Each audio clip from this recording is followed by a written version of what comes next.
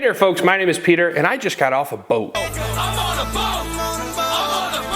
Well, not exactly. I just got done doing the 100-hour service or annual service on my Mercury 90 horsepower outboard. Now I did a whole separate video on that service, so if you're interested you can go check it out. Of course it's not a how-to video, but it was my first time attempting to do that service. In the past I had paid the Marina to do it, but this year they wanted to charge $500 for the oil change.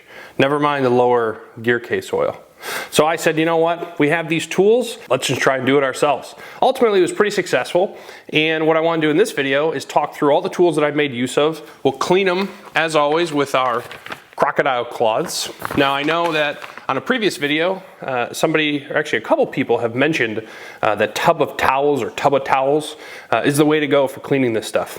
I will buy a set of those at some point in the future. For now, I have all these crocodile claws, so I'm gonna use them. But don't let that dissuade you from recommending stuff for me to purchase, because I will probably listen to you. For example, this squeaky shop chair that I'm using, a couple people have recommended in past videos that I buy the world's most expensive shop chair, and I listened. So be sure to subscribe and hit that notification bell so you'll be notified as soon as I come out with the unboxing and assembly of my new chair. But for today, let's get right into all the tools that we made use of. As always, if I used anything in here that's purchasable from Amazon, I'll have a link to it in the description below. For the Snap-on stuff, I'll try to have model numbers and such in the video, but if I miss something, just leave a comment and I'll help you out as best I can. So first things first, we made our first use of our adjustable wrench.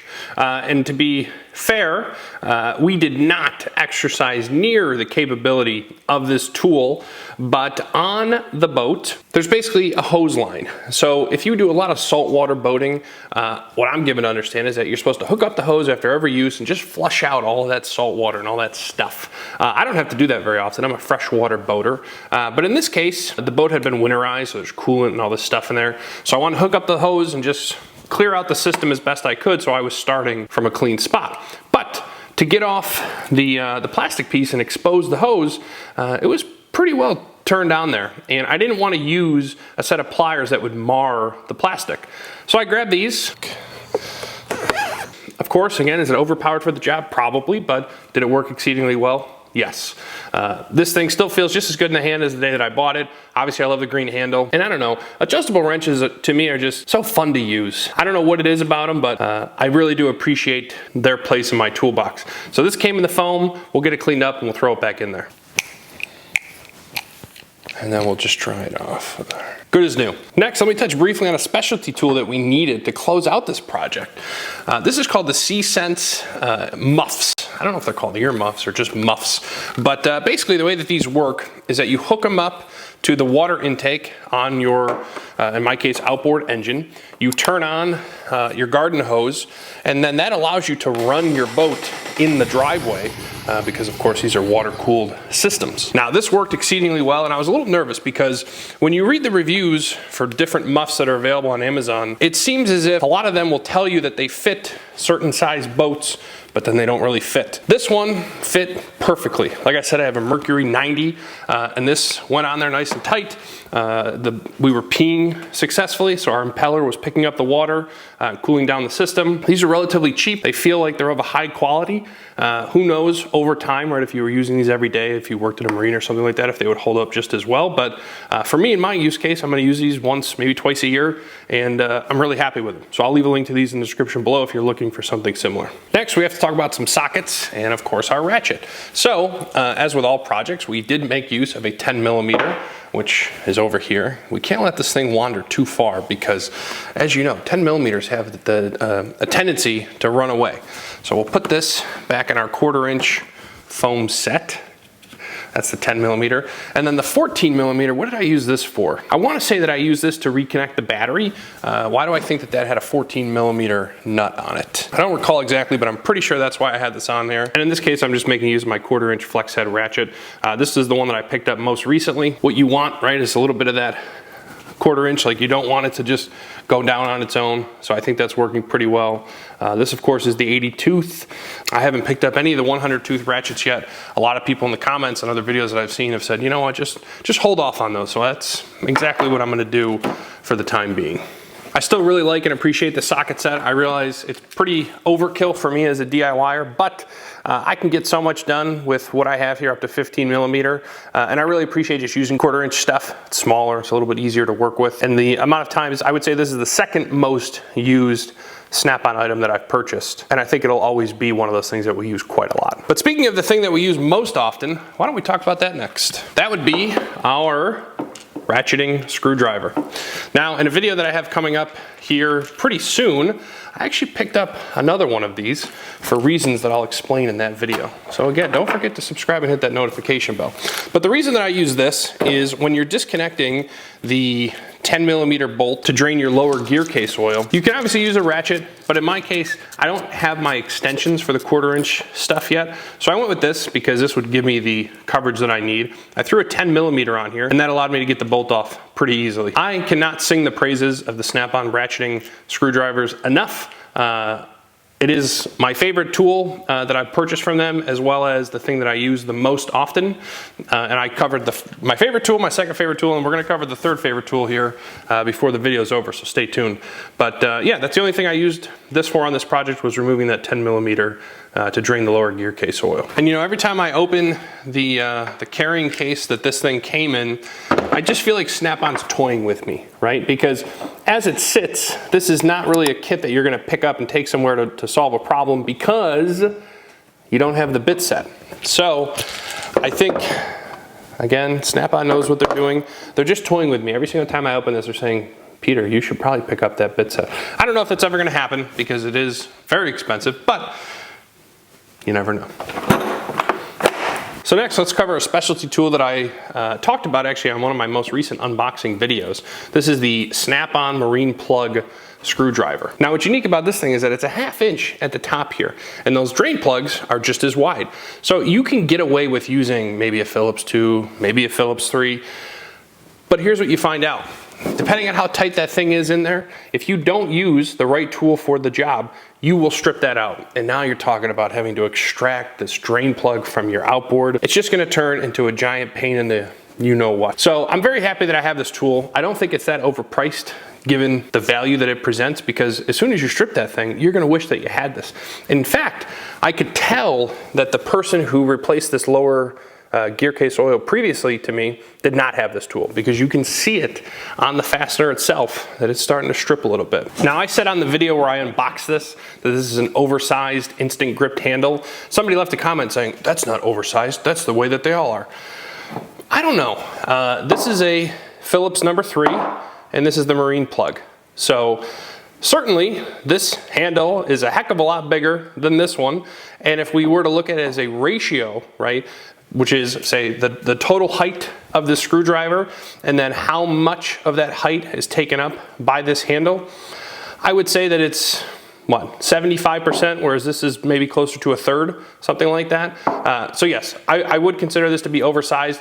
Doesn't feel any good or less good in your hand, but it's certainly bigger than your run-of-the-mill screwdriver handles. Keeping on the topic of dealing with the lower gear case oil, I mentioned my third favorite Snap-on tool, and it's gonna be these. These are the LN46 ACFs. Now, the reason that these became famous and everybody bought them was a video or set of videos went pretty viral, I think last year when Snap-on came out with these, showing people picking up quarters by their side with these tools. And a lot of the comments from the folks that maybe don't appreciate Snap-on so much were, you know, how often or am I ever gonna have to pick up the side of a quarter with my pliers? But what I used these for was the seals on the Marine drain plug and on that 10 millimeter bolt to get to the lower gear case oil, they get stuck, or at least mine got stuck inside of the hole. Now, you could have maybe used a pick or something else. You certainly don't have to use pliers, but getting in there with these was just so nice. Went in there at an angle, was able to pick it up from its side and pull it right out. So I really appreciated having that functionality here. If I was only gonna have one set of pliers, it's probably gonna be these bad boys. So pretty happy with them. Now, once you drain the gear case oil and you go to reinstall the prop, for that I used a 1/2 inch breaker bar, Craftsman made in USA, that I got from my grandfather. That actually stays on the boat full time, so I don't have it in the shop with me today, as well as the socket for that also stays on the boat. Now, I only have a 12-point socket to get that propeller off. I don't have a 6-point in the 1/2 inch, and what I'm realizing is you know, I was already buying the 15/16 snap-on chrome and impact to deal with the lawnmower blades. Now I would need to buy an 1 5/16 or something like that to deal with the prop on the boat. So I think, even though, you know, as a homeowner, I don't get into the 1/2 stratosphere all that often. I think buying a set of the snap-on 6-point chromes is probably on our horizon. But once you get the prop reinstalled, you're gonna need a pair of pliers, because on this particular prop system, there are little tabs on the washer between your bolt and your drive system. And you have to pinch those upwards so as to fully capture the nut. Otherwise, when you go in reverse, you risk spinning off the nut entirely. Now, people use a lot of different tools to accomplish this. If you watch videos of people doing this, sometimes they use screwdrivers, sometimes they use pry bars, but I really think the plier is the way to go. And in this case, with this triple slip joint, right, it made doing the job that much easier, because this is able to fit around that nut in its entirety. All right, just a couple more things, then we'll get you folks out of here. So first things first, when it comes to the engine oil, we need a 5/8 wrench to undo our drain plug. Now, on the boat, you don't undo the drain plug entirely. I guess maybe you could, I don't know, but I know that the way I was told to do it, you definitely don't undo it all the way. Instead, you loosen it just enough so that it starts to drain, and then you hook up, in my case, your 1/2 inner diameter drain tube. Now, I picked this up on Amazon. I've never bought a tube like this before, so I can't overly speak to its quality in terms of longevity, but for what I needed it for, it worked out perfectly. You hook this thing up, you loosen the drain plug with your 5/8 wrench, and then your oil is gonna drain all the way down to your catch can instead of creating a giant mess on the side of your outboard. Now, I don't know how to get this thing clean on the inside. I guess I could just run some water through it, but there's oil in it, and who knows how well that's exactly gonna work. So I may just hang this up over a catch can and let gravity do its thing, but nonetheless, in terms of the 5/8 wrench that I used, this is a Cobalt. I don't own any snap-on SAE wrenches. The degree to which I'm interested in purchasing such a set is questionable. This is actually the first time I've probably ever used this wrench. I definitely don't use it very often. I usually am sticking with the metric stuff, but in this case I knew it needed a 5/8, and of course I had it, so I used it. Picked this up from Lowe's on sale at some point in the distant past, and it worked just fine for this use case. But if and when there's a sale on these types of wrenches from Snap-on, ideally in the foam, I could certainly talk myself into picking that up. Next, still dealing with our engine oil, we have our oil filter wrench. This thing comes in extremely handy because those oil filters are usually on there pretty darn good. You're not supposed to over tighten them, but I don't know, I've never really come across an oil filter that wasn't over tightened. And I think it's for good reason, because the reality is, you know, on my 0-turn lawnmower, I noticed the other day, I said, hey, there's a little bit of oil in the system. I said, what's going on? It turns out I didn't have the oil filter on there tight enough. So I think that at the end of the day, you would much rather have these things be too tight than too loose. And if I'm wrong about that, please correct me, but I don't know. That's how I kind of feel. So this is the oil filter wrench from Tekton. I've used it a handful of times, bought it on Amazon, works perfectly fine. Obviously it ruins the oil filter that you're twisting off, but you're gonna throw that thing out anyway, so what's the big deal? And then when you finally replace the filter, I think it behooves you to write the date and potentially the hours on which you made the switch. There we go, 5/26/24. So this is a Milwaukee Inkzol liquid paint pen.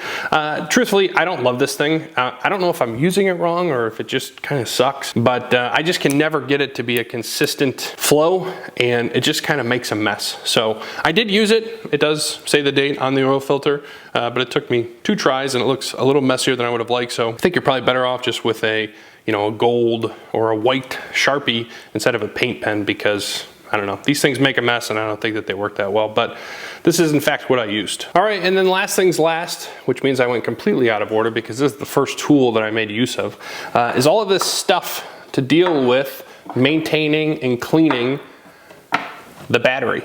Now I have the battery tender off camera, but that's what I use to get it charged. And then I have this 2-step system from NOCO. Step 1 is a cleaner, and then step 2 is a corrosion preventative. So I sprayed the cleaner on there, went to town with my wire brush.